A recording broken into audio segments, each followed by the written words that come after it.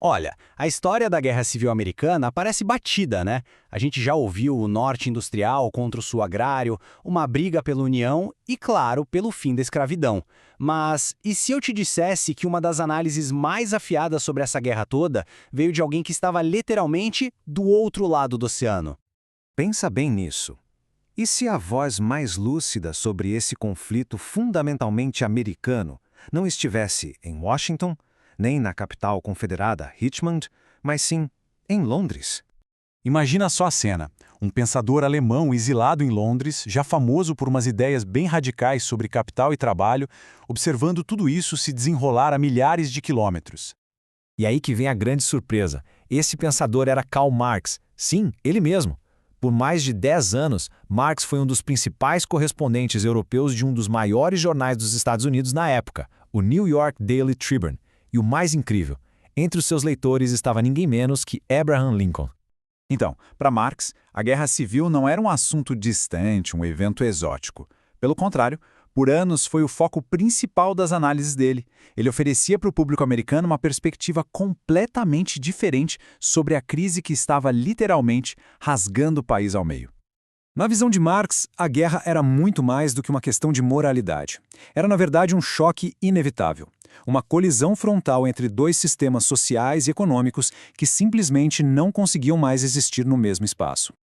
E essa comparação aqui resume perfeitamente a visão do Marx. De um lado, você tinha um norte industrial, com seu capitalismo engatinhando, baseado no trabalho assalariado. Do outro, o Sul. E aqui está o ponto. Marx não viu o Sul como capitalista. Para ele, era uma oligarquia estagnada, parada no tempo, baseada no trabalho escravo, que funcionava como um freio de mão puxado para o progresso. E o que ele queria dizer com oligarquia? Ele foi bem específico. Era um grupo minúsculo de uns 300 mil senhores de escravos que mandava e desmandava em toda a estrutura política e econômica do Sul. E foi esse grupinho que levou a região para o caminho da secessão. Mas a análise de Marx ia ainda mais fundo. Ele não via a guerra só como uma briga de elites. Para ele, era uma guerra de classes, que amarrava o destino de todos os trabalhadores, fossem eles livres ou escravizados. E essa frase dele é, genial, resume toda a tese. O que Marx estava dizendo é que a liberdade dos trabalhadores brancos do Norte, e principalmente dos brancos pobres do Sul, dependia diretamente da abolição da escravidão. Enquanto uma forma de trabalho fosse tão brutalmente explorada, todo tipo de trabalho seria rebaixado. Guarda bem esse número. A mesma oligarquia de 300 mil pessoas não só oprimia milhões de pessoas escravizadas, como também deixava de lado a imensa população de brancos pobres do Sul, que a própria elite sulista chamava com desprezo de white trash, ou lixo branco. E claro, a guerra não aconteceu numa bolha. Marx estava de olho no cenário internacional, escrevendo análises bem duras sobre a maior potência daquele tempo, a Grã-Bretanha.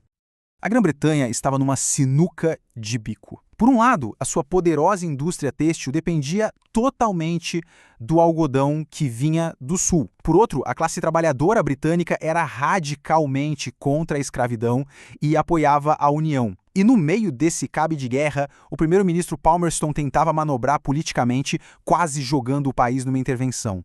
Era uma tensão que o Marx acompanhava dia a dia.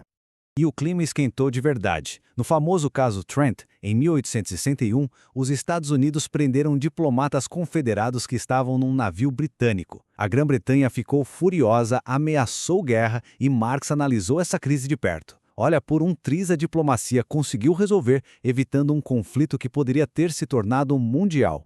Para Marx, o ponto de virada definitivo, o momento em que o jogo mudou de verdade, foi a proclamação de emancipação. Com ela, Lincoln não só libertou pessoas escravizadas em território rebelde, ele transformou a guerra.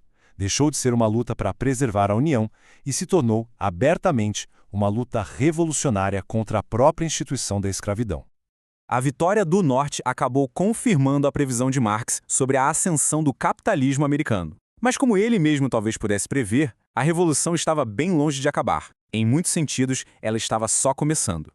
O período que veio depois da guerra, que a gente conhece como Reconstrução, prometia uma mudança social radical. 3 novas emendas à Constituição surgiram como pilares dessa promessa, com o objetivo de criar pela primeira vez uma América multirracial e mais inclusiva. Só que essa promessa foi brutalmente esmagada. A reconstrução acabou com a volta do domínio da supremacia branca no Sul, dando início a quase um século de segregação e terror racial. A revolução social, que Marx viu como uma possibilidade real, foi derrotada de forma sangrenta. Então, qual foi o legado disso tudo? Como o gráfico aqui sugere, a vitória do Norte realmente liberou o poder industrial dos Estados Unidos exatamente como Marx previu. Mas o fracasso da reconstrução deixou os conflitos sobre raça, classe e poder totalmente sem solução. São feridas que continuam abertas até hoje. E isso nos deixa com uma pergunta no ar. Quando a gente vê os debates atuais sobre monumentos, os protestos por justiça racial, não seriam ecos daquela revolução inacabada? Será que a análise de Marx, feita há mais de 160 anos, ainda nos ajuda a entender as lutas que definem os Estados Unidos hoje em dia? É uma questão para se pensar.